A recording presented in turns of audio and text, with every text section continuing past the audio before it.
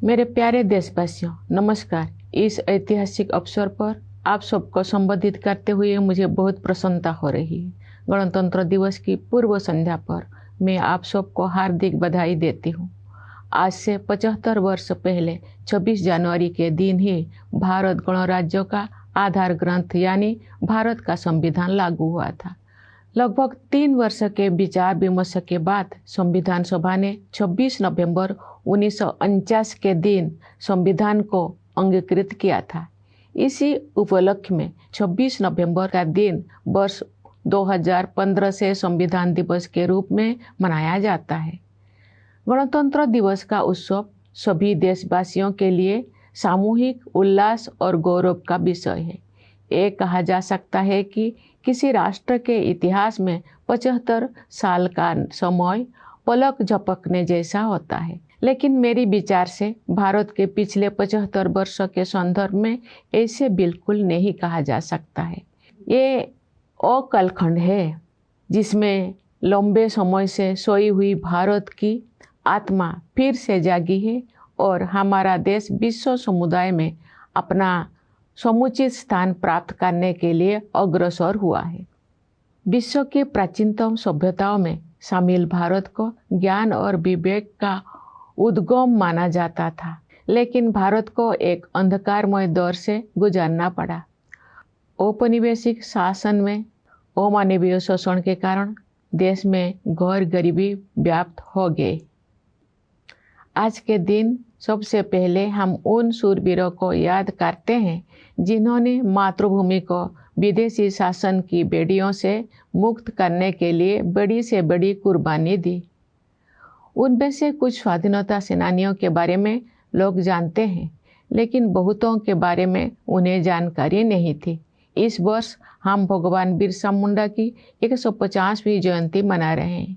वे ऐसे अग्रणी स्वाधीनता सेनानियों में शामिल है जिनकी भूमिका को राष्ट्रीय इतिहास के संदर्भ में आप समुचित महत्व दिया जा रहा है। 20वीं सदी के आरंभिक दशकों में स्वाधीनता सेनानियों के संघर्षों ने संगठित राष्ट्रव्यापी आंदोलन का रूप ले लिया। देश का सौभाग्य था कि महात्मा गांधी, रविंद्रनाथ टैगोर और बाबा साहेब आम्बेडकर जैसे महान विभूतियों ने हमारे देश के लोकतांत्रिक मूल्यों को फिर से जीवंत बनाया। न्याय, स्वतंत्रता, समता और बंधुता केवल सैद्धांतिक अवधारणाएं नहीं है, जिनका परिचय हमें आधुनिक युग में प्राप्त हुआ है। ये जीवन मूल्य तो सदा से हमारी सभ्यता और संस्कृति का अंग रही है। नव स्वाधीन भारत के संविधान और गणराज्य के भविष्य को लेकर जो आलोचक संदेह व्यक्त करते थे, उन लोगों को इन्हीं जीवन मूल्यों के बल पर पूरी तरह से गलत सिद्ध किया जा सका। भारत के गणतांत्रिक मूल्यों का प्रतिबिंब हमारी संविधान सभा की संरचना में भी दिखाई देता है। उस सभा में देश के सभी हिस्सों और सभी समुदायों का प्रतिनिधित्व था। सबसे अधिक उल्लेखनीय बात ये है कि संविधान सभा में सरोजिनी नायडू, राजकुमारी अमृतकर, सुचेता कृपलानी, हंसाबेन मेहता और मालती चौधरी जैसे 15 असाधारण महिलाएं भी शामिल थी। दुनिया के कई हिस्सों में जो महिलाओं की समानता को एक सुदूर आदर्श समझा जाता था, तो भारत में महिलाएं राष्ट्र की नियति को आकार देने में सक्रिय योगदान दे रही थी। हमारा संविधान एक जीवंत दस्तावेज इसीलिए बन पाया है क्योंकि नागरिकों की निष्ठा सदियों से हमारी नैतिकता परक जीवन दृष्टि का प्रमुख तत्व रही है। हमारा संविधान भारतवासियों के रूप में हमारी सामूहिक अस्मिता का मूल आधार है, जो हमें एक परिवार की तरह एकता के सूत्र में पिरोता है। पिछले 75 वर्षों से संविधान ने हमारी प्रगति का मार्ग प्रशस्त किया है।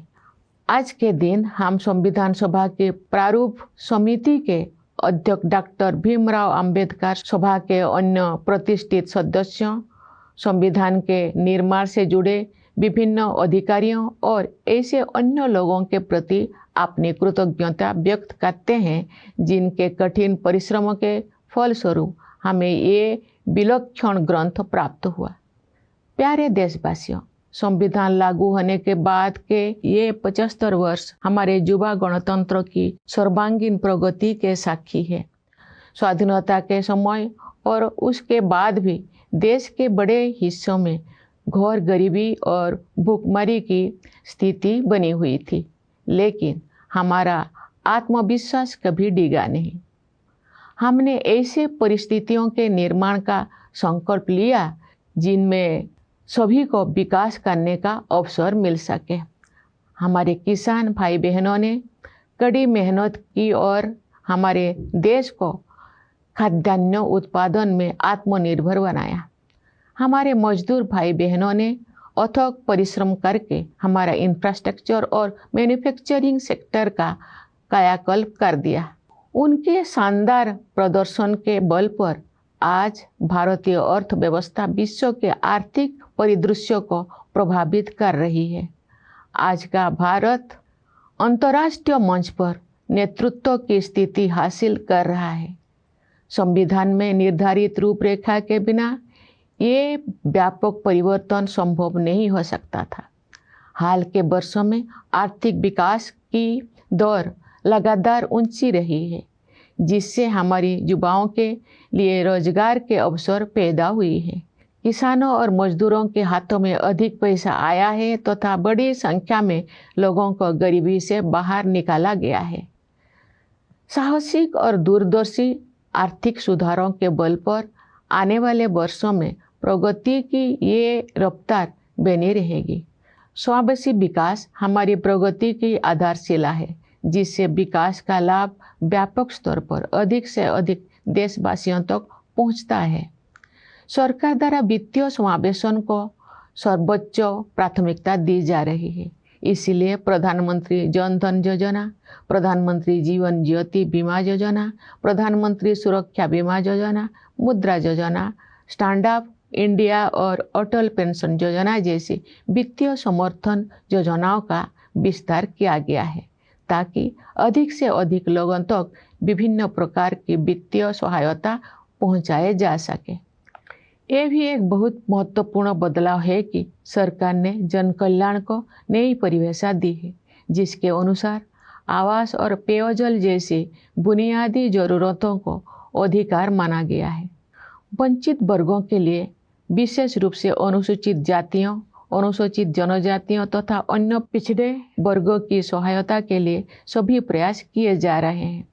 अनुसूचित जातियों के युवाओं के लिए प्री मैट्रिक और पोस्ट मैट्रिक छात्रवृत्तियाँ, राष्ट्रीय फेलोशिप, विदेशी छात्रवृत्तियाँ, छात्रावास और कोचिंग सुविधाएं दी जा रही है। प्रधानमंत्री अनुसूचित जाति अभ्युदय योजना द्वारा रोजगार और आमदनी के अवसर उत्पन्न करके अनुसूचित जातियों के लोगों की गरीबी को तेजी से कम किया जा रहा है। अनुसूचित जनजाति समुदायों के सामाजिक एवं आर्थिक विकास के लिए विशेष योजनाएं बनाई गई है, जिनमें धरती आबा जनजातीय ग्राम उत्कर्ष अभियान और प्रधानमंत्री जनजातीय आदिवासी न्याय महाअभियान PM जनमन शामिल है।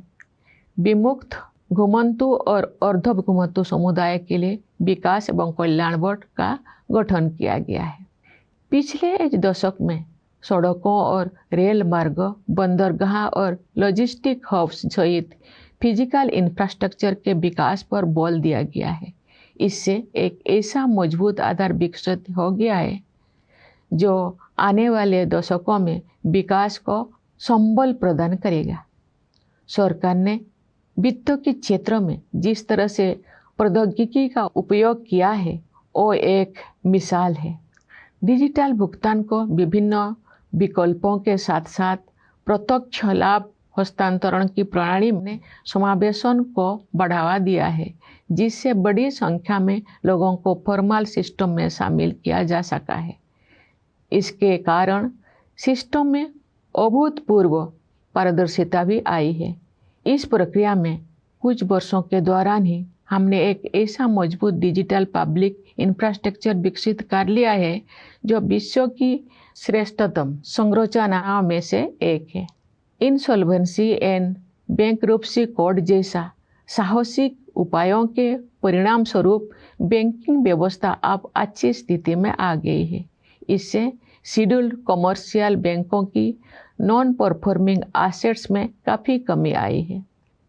प्यारे देशवासियों, वर्ष 1947 में हमने स्वाधीनता प्राप्त कर ली थी, लेकिन औपनिवेशिक मानसिकता के कई अवशेष लंबे समय तक विद्यमान रहे। हाल के दौर में उस मानसिकता को बदलने के ठोस प्रयास हमें दिखाई दे रही है। ऐसे प्रयासों में Indian penal code, criminal procedure code और इंडियन एविडेंस एक्ट के स्थान पर भारतीय न्याय संहिता, भारतीय नागरिक सुरक्षा संहिता और भारतीय साक्ष्य अधिनियम को लागू करने का निर्णय सर्वाधिक उल्लेखनीय है।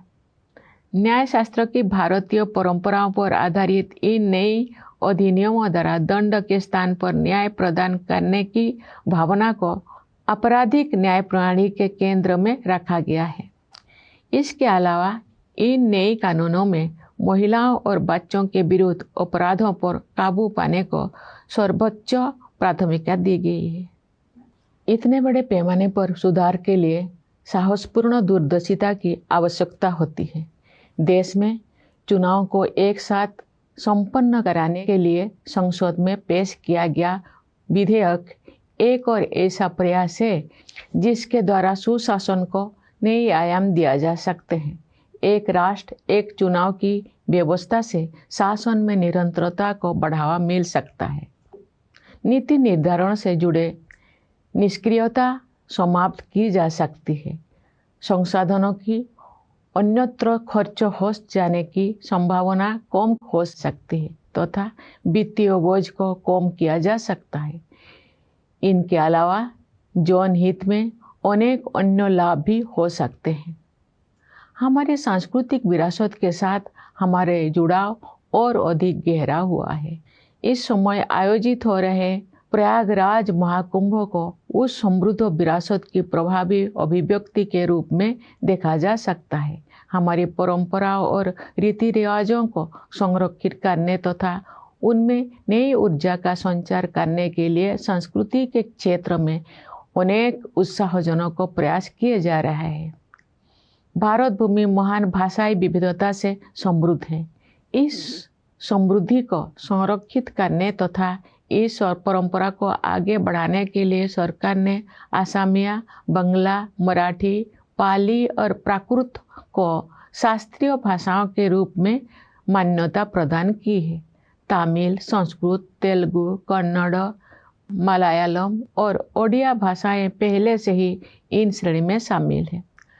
सरकार अब इन 11 शास्त्रीय भाषाओं में शोध कार्यों को सक्रिय रूप से बढ़ावा दे रही है। मुझे प्रसन्नता है कि गुजरात के वडनगर में भारत के प्रथम आर्कोलॉजिकल एक्सपीरियंशियल म्यूजियम का कार्य पूरा होने वाला है। ये म्यूजियम एक आर्कोलॉजिकल साइट से जुड़ा हुआ है। इस स्थल पर मनुष्यों की बस्ती होने के लगभग 800 वर्ष ईसा पूर्व के साक्ष्य मिलते हैं। इस संग्रहालय में विभिन्न युगों की अलग अलग प्रकार की कला, शिल्प और सांस्कृतिक सामग्री को प्रदर्शित किया जाएगा। प्यारे देशवासियों, आज की हमारी युवा पीढ़ी काल के भारत का निर्माण करेगी। हमारी युवा पीढ़ी की प्रतिभा शिक्षा के द्वारा ही निखरती है। इसलिए सरकार ने शिक्षा के क्षेत्र में निवेश को बढ़ाया है तथा शिक्षा से संबंधित प्रत्येक मानव में सुधार के लिए समग्र प्रयास किए हैं। अब तक के परिणाम उत्साहवर्धक रहे हैं। पिछले दशक में शिक्षा की गुणवत्ता, भौतिक अवसंरचना तथा डिजिटल समावेशन के आयामों में व्यापक बदलाव आया है। शिक्षा के विभिन्न स्तरों पर शिक्षण माध्यम के रूप में क्षेत्रीय भाषाओं को बढ़ावा दिया जा रहा है। विद्यार्थियों के प्रदर्शन में आशा के अनुरूप उल्लेखनीय सुधार हुआ है। मुझे ये जानकर खुशी हुई है कि महिला शिक्षकों ने इस परिवर्तन में महत्वपूर्ण भूमिका निभाई है। पिछले दशक के दौरान नियुक्त शिक्षकों में महिला की भागीदारी 60% से अधिक है। व्यावसायिक शिक्षा और कौशल विकास का विस्तार तथा इन्हें मुख्य धारा में शामिल किया जाना स्वागत योग्य उपलब्धि है। इस प्रक्रिया को आगे बढ़ाते हुए आप हमारे युवाओं को योजनाबद्ध तरीके से कॉरपोरेट सेक्टर में इंटर्नशिप के अवसर प्रदान किए जा रहा है। स्कूल स्तर की शिक्षा का आधार मजबूत बनाने के साथ साथ हमारे देश में विद्यार्जन की विभिन्न शाखाओं, विशेष रूप से विज्ञान और प्रौद्योगिकी के क्षेत्रों में नई ऊंचाइयां हासिल की जा रही है। इंटेलेक्चुअल प्रॉपर्टी फाइलिंग की दृष्टि से भारत का विश्व में छोटा स्थान है। ग्लोबल इनोवेशन इंडेक्स में भारत की रैंकिंग लगातार बेहतर हुई है। वर्ष 2020 में भारत 48वें स्थान पर था। स्थिति में सुधार करते हुए वर्ष 2024 में भारत 39वें स्थान पर आ गया है। बढ़ते आत्मविश्वास के साथ हम अनेक प्रयासों के बल पर अत्याधुनिक अनुसंधान में अपने भागीदारी बढ़ा रहे हैं। नेशनल क्वांटम मिशन का उद्देश्य प्रौद्योगिकी के इस नए क्षेत्र में एक जीवंत और नवीन इकोसिस्टम को विकसित करना है। एक अन्य उल्लेखनीय शुरुआत national mission on interdisciplinary cyber physical system से संबंध है। इसके तहत artificial intelligence, machine learning, robotics और साइबर सिक्योरिटी जैसे अनेक उन्नत प्रौद्योगिकियों पर कार्य करने की योजना है। इन प्रौद्योगिकियों को कुछ समय पहले तक फ्यूचरिस्टिक समझा जाता था, लेकिन अब ये तेजी से हमारे दैनिक जीवन का हिस्सा बनती जा रही है। जीनोम इंडिया प्रोजेक्ट प्रकृति के रहस्यों की खोज का एक रोचक अभियान तो है ही, ये भारतीय विज्ञान के इतिहास में एक निर्णायक अध्याय भी है। इसके प्रमुख कार्यक्रम के तहत इसी महीने 10,000 भारतीयों की जीनोम सीक्वेंसिंग को अनुसंधान के लिए उपलब्ध कराया गया है। ज्ञान के नए आयामों को खोलने वाले ये परियोजना बायोटेक्नोलॉजी रिसर्च में नई मार्ग प्रशस्त करेगी तथा सार्वजनिक स्वास्थ्य सेवा प्रणाली को भी मजबूत बनाएगी। भारतीय अंतरिक्ष अनुसंधान संगठन ने हाल के वर्षों में अंतरिक्ष विज्ञान के क्षेत्र में बहुत बड़ी उपलब्धियां हासिल की है। इस महीने इसरो ने अपने सफल स्पेस डॉकिंग एक्सपेरिमेंट से देश को एक बार फिर गौरवान्वित किया है। भारत अब विश्व का चौथा देश बन गया है जिसके पास ये क्षमता उपलब्ध है। एक राष्ट्र के रूप में हमारा बढ़ता आत्मविश्वास खेलों के क्षेत्र में भी दिखाई देता है। हमारे खिलाड़ियों ने सफलता के प्रभावशाली अध्याय रचे हैं। पिछले वर्ष हमारे खिलाड़ियों ने ओलंपिक खेलों में अच्छा प्रदर्शन किया है। पैरा ओलंपिक खेलों में हमने अपना अब तक का सबसे बड़ा दल भेजा जिसने अब तक का सर्वश्रेष्ठ प्रदर्शन किया। फीडे शतरंज ओलंपियाड में हमारे खिलाड़ियों ने विश्व समुदाय को अपने प्रदर्शन से प्रभावित किया तथा पुरुषों और महिला खिलाड़ियों ने स्वर्ण पदक जीते। वर्ष 2024 में डी गुकेश ने अब तक का सबसे कम उम्र का विश्व चैंपियन बनकर इतिहास रच दिया। देश भर में जमीनी स्तर पर प्रशिक्षण सुविधाओं में बहुत सुधार हुआ है और इसके बल पर हमारे खिलाड़ियों ने विजयी होकर हमें गौरवान्वित किया है। साथ ही उन्होंने अगले पीढ़ी को और भी ऊंचे लक्ष्य प्राप्त करने के लिए प्रेरित किया है। विदेशों में रहने वाले हमारे भाई बहनों ने हमारी संस्कृति और सभ्यता के सबसे उज्जवल पक्षों को विश्व के विभिन्न हिस्सों में पहुंचाया है और अनेक क्षेत्रों में अपनी उपलब्धियों से हमें गौरवान्वित किया है। उन्होंने हमेशा स्वयं को भारत की गौरव गाथा से जोड़े रखा है। जैसा कि मैंने इसी महीने प्रवासी भारतीय दिवस के अवसर पर कहा था, वर्ष 2047 तक विकसित भारत के निर्माण में प्रवासी भारतीयों की सक्रिय और उत्साहपूर्ण भागीदारी पर मुझे पूरा भरोसा है। प्यारे देशवासियों, विभिन्न क्षेत्रों में महत्वपूर्ण और उल्लेखनीय प्रगति के बल पर हम अपना सिर ऊंचा करके भविष्य की ओर कदम बढ़ा रहे हैं। हमारे युवा, विशेषकर हमारी बेटियां, देश के उज्जवल भविष्य का निर्माण करेगी। जब हम अपनी स्वतंत्रता की शताब्दी मना रहे होंगे, तब के भारत का उज्जवल भविष्य हमारे युवाओं के सपनों में आकार ले रहा है। और जब आज के बच्चे वर्ष 2050 की 26 जनवरी के दिन राष्ट्रध्वज को सलामी दे रहे होंगे, तो वे अपनी अगली पीढ़ी को ये बता रहे होंगे कि हमारा देश की गौरव यात्रा हमारी अतुलनीय संविधान से प्राप्त मार्गदर्शन के बिना संभव ना हुई होती। हमारी भावी पीढ़ियां विश्व पटल पर स्वाधीन भारत के आदर्शों को चरितार्थ करेंगी। मैं राष्ट्रपिता महात्मा गांधी के संदेश का उल्लेख करना चाहूँगी। बापू ने कहा था, यदि स्वराज का अभिप्राय हमें सभ्य बनाना और हमारी सभ्यता को शुद्ध और स्थायी बनाना नहीं है, तो इसकी कोई कीमत नहीं है। हमारी सभ्यता का सार ये है कि अपने सभी मामलों में, चाहे वे राजनीतिक हो या निजी, नैतिकता को सर्वोत्तम स्थान दिया जाए। आइए आज के दिन हम गांधी जी के सपनों को साकार करने के लिए अपनी प्रतिबद्धता को दोहराएं।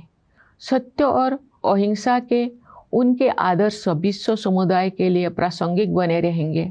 उन्होंने हमें ये सीख भी दी थी कि अधिकार और कर्तव्य एक ही सिक्के के दो पहलू हैं।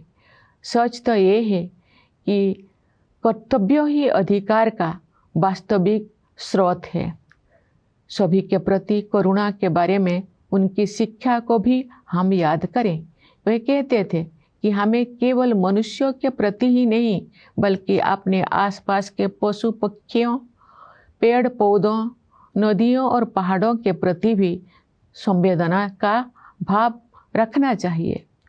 हम सभी का कर्तव्य है कि जलवायु परिवर्तन के वैश्विक संकट का सामना करने के प्रयासों में अपना योगदान अवश्य दें। इस संदर्भ में 2 अनुकरणीय प्रयास किए गए हैं। विश्व स्तर पर Bharat mission lifestyle for environment नामक एक जन आंदोलन का नेतृत्व कर रहा है। इसका उद्देश्य पर्यावरण के संरक्षण और संवर्धन में व्यक्तियों और समुदायों को अधिक सक्रिय होने के लिए प्रेरित करना है। पिछले वर्ष विश्व पर्यावरण दिवस के अवसर पर हमने अपनी मातृशक्ति के साथ साथ जीवनदायिनी प्रकृति की पोषण शक्ति के प्रति सम्मान व्यक्त करते हुए एक पेड़ माँ के नाम के संदेश के साथ एक अनूठा अभियान शुरू किया था। इस अभियान का 80 करोड़ पौधे लगाने का लक्ष्य समय सीमा से पहले ही पूरा कर लिया गया है।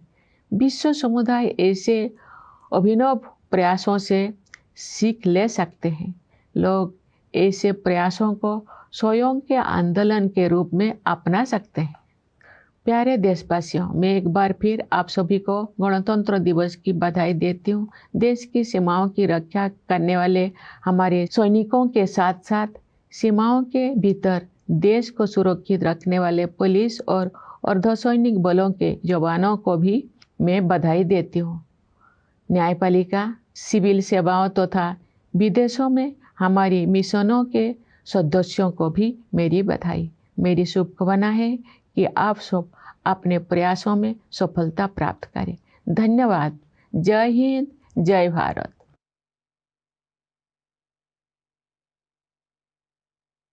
My dear fellow citizens, Namaskar. I am happy to be addressing you on this historic occasion. On the eve of Republic Day, I offer you my heartiest congratulations. On January 26, 75 years ago, our founding document, the Constitution of India, came into effect. The Constituent Assembly, after nearly 3 years of debates, adopted the Constitution on 26th of November in 1949.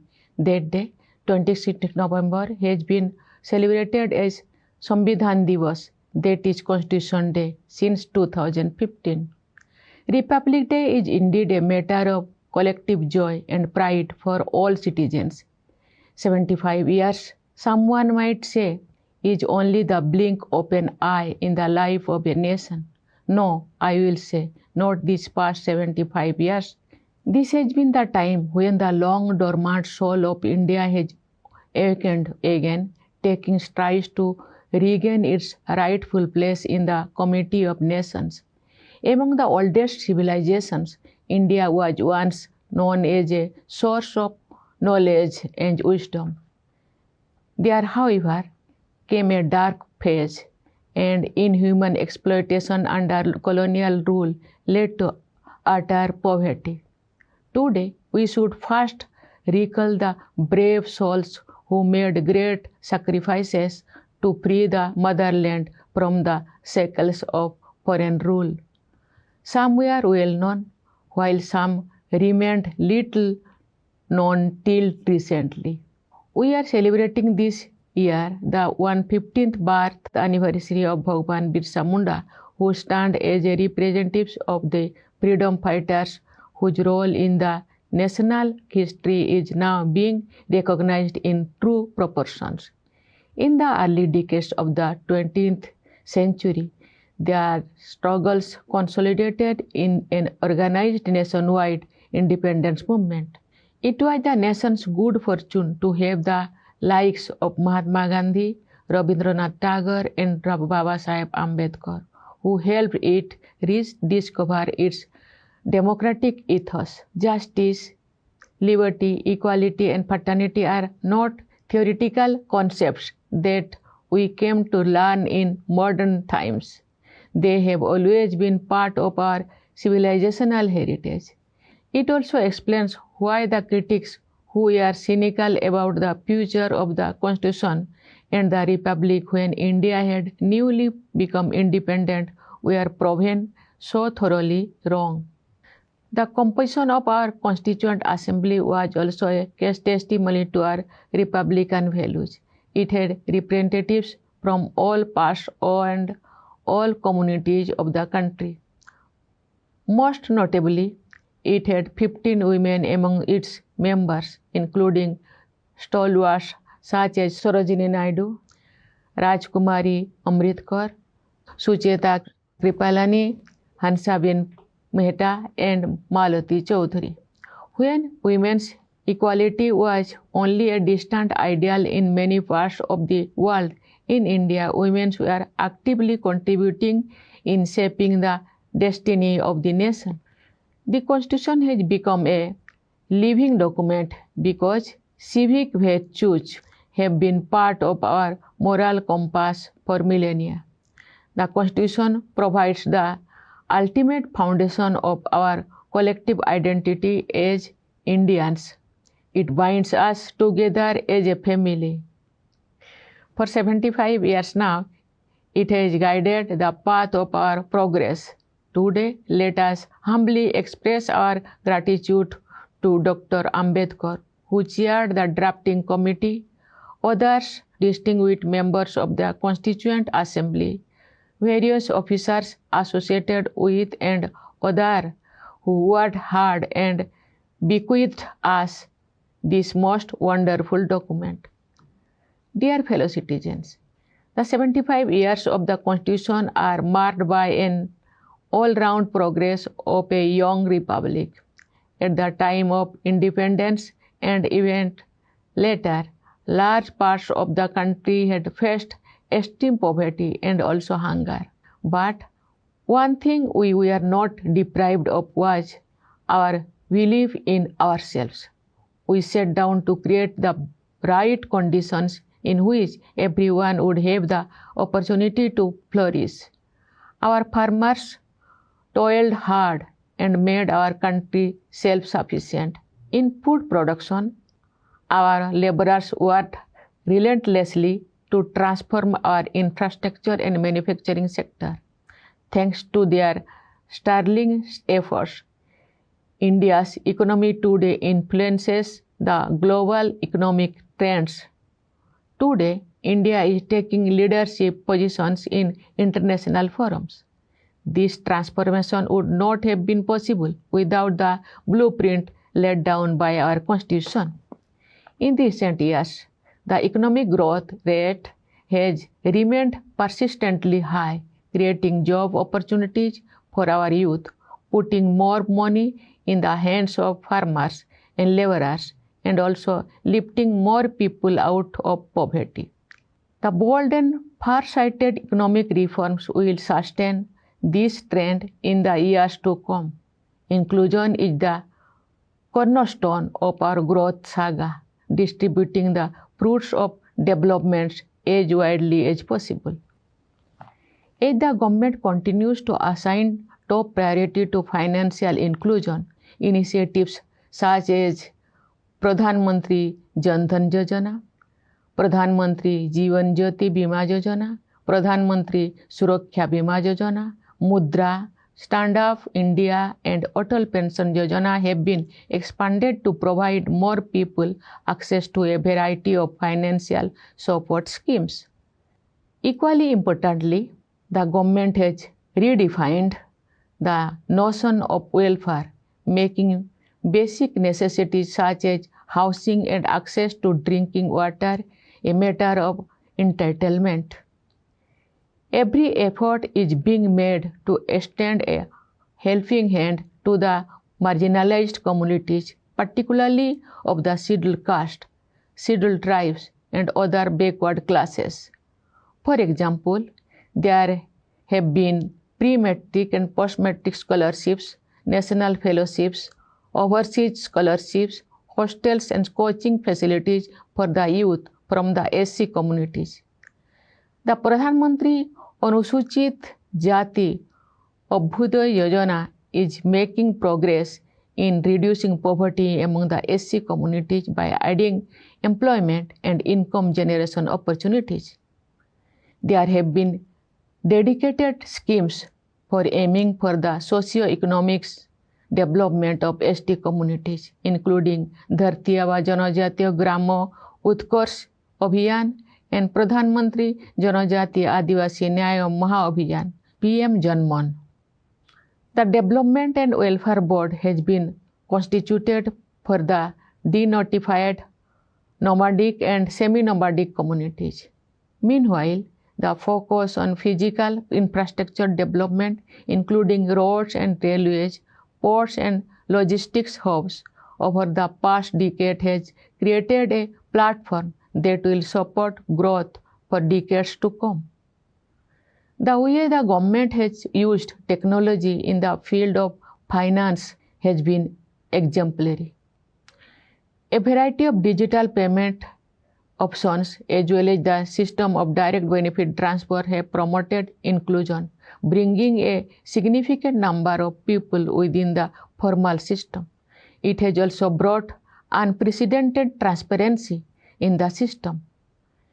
In the process, within a few years, we have created a robust digital public infrastructure that is among the best in the world.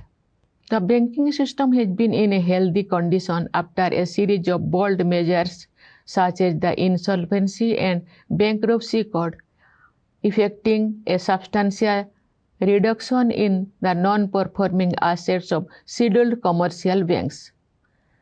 Dear fellow citizens, we won freedom in 1947, but many relics of a colonial mindset persisted among us for long.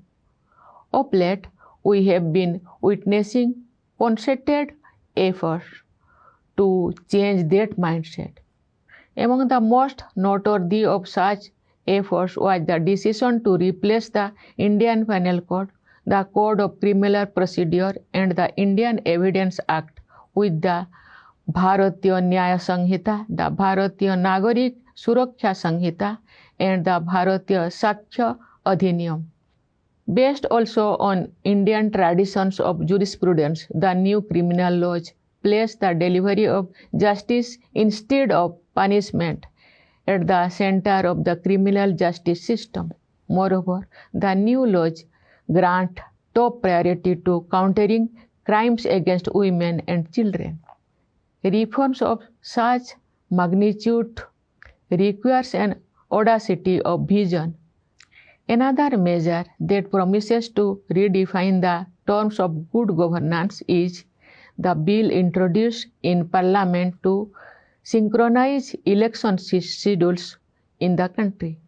The One Nation, One Election plan can promote consistency in governance, prevent policy paralysis, mitigate resource diversion, and reduce the financial burden, apart from offering many other benefits. There has also been a fresh engagement with our civilizational heritage. The ongoing Mahakumbh can be seen as an expression of the richness of that heritage. An exciting array of initiatives is underway in the domain of culture to preserve and revitalize our traditions and customs. India is a hub of great linguistic diversity. In order to conserve as well as celebrate this richness, the government has recognized Assamese, Bengali, Marathi, Pali, and Prakrit as classical languages. This category already includes Tamil, Sanskrit, Telugu, Kannada, Malayalam, and Odia. The government is proactively promoting research in 11 classical languages now. I look forward to the completion of India's first archaeological experiential museum in Badnagar of Gujarat, being developed next to an excavation site that shows evidence of human settlement from around 800 BCE. The museum will bring together in one place a wide range of arts, crafts, and cultural elements from different eras.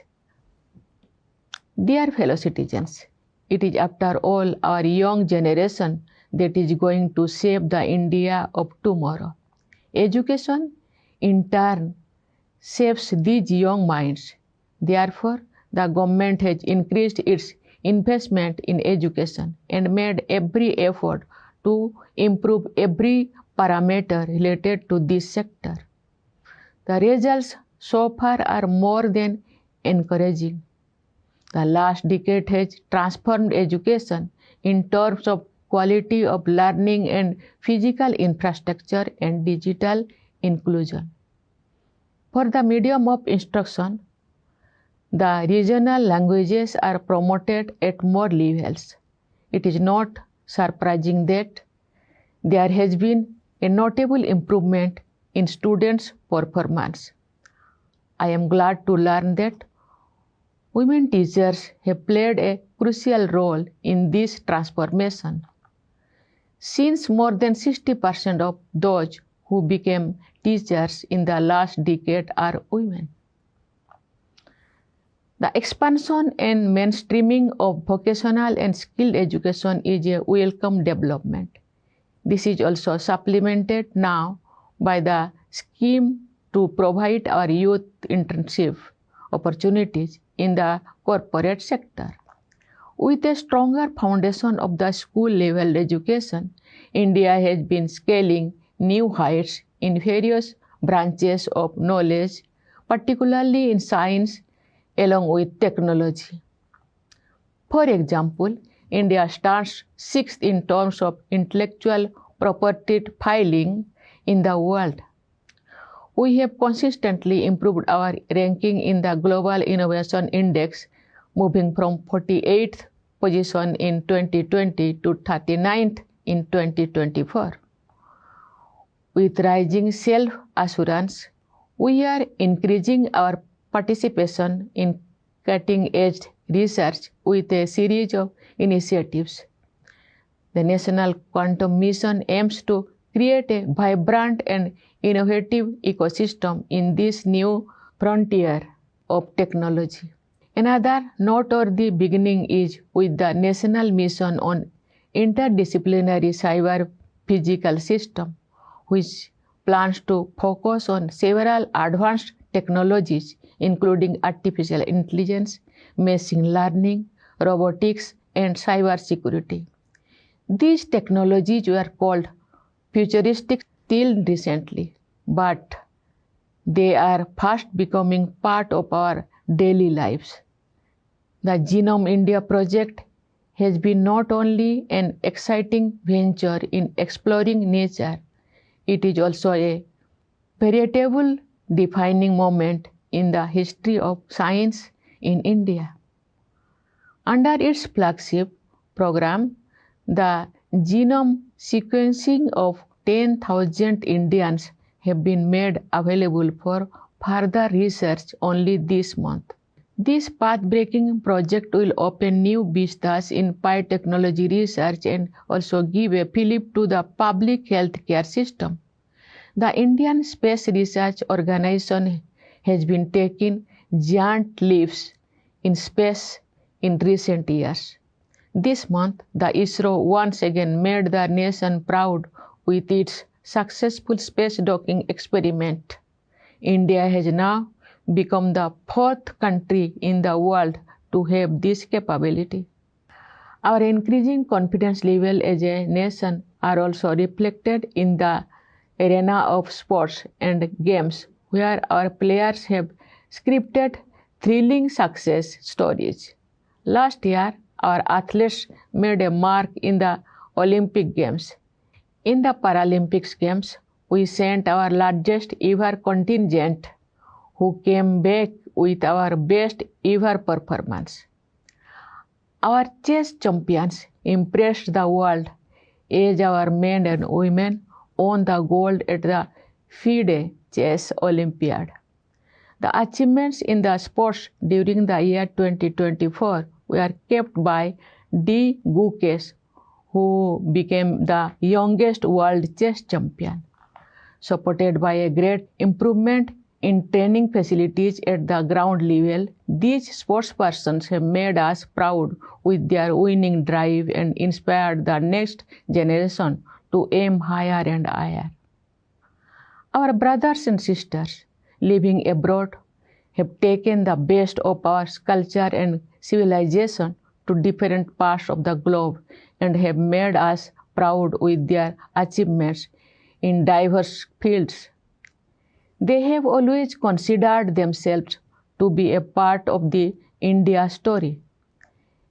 As I said at the Pravasi Bharatiya Divas earlier this month, I am confident of their proactive and enthusiastic participation in the making of a Viksit Bharat, a developed India, by the year 2047.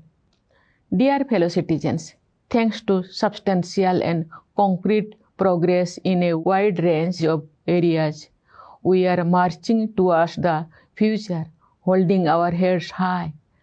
The key to our future is our youth, and especially the young women. Their dreams are molding the India of tomorrow.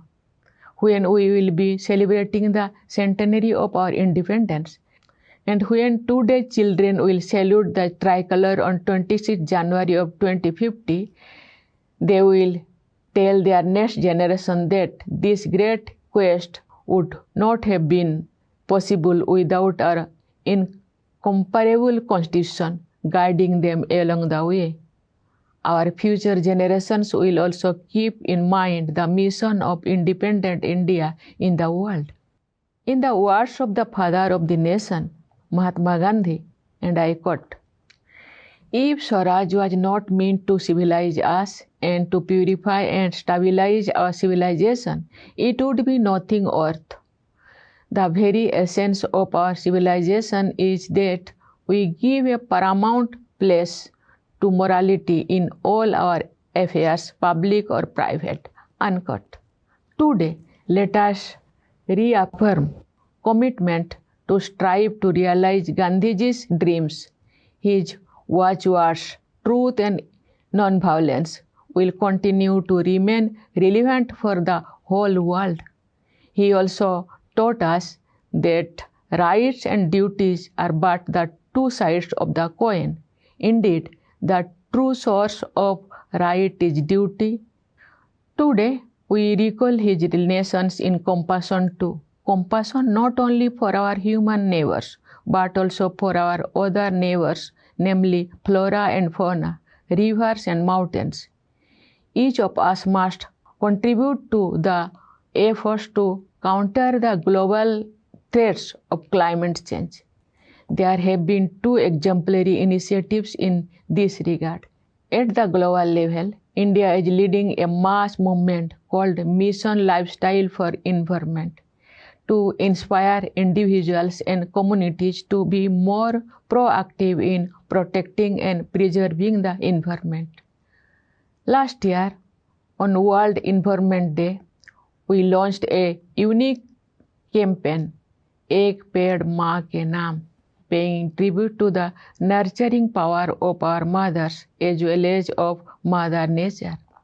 Its target of planting 80 crore seedlings was achieved ahead of the deadline. The world can learn from such innovative moves that people can adopt as their own movements. Dear fellow citizens, let me once again congratulate you all on the occasion of Republic Day. My congratulations to the soldiers guarding our borders as well as police and paramilitary personnel keeping it safe within the borders. My congratulations also to the members of the judiciary, the bureaucracy, and our missions abroad. My best wishes to you in all your endeavors. Thank you. Jai Hind, Jai Bharat.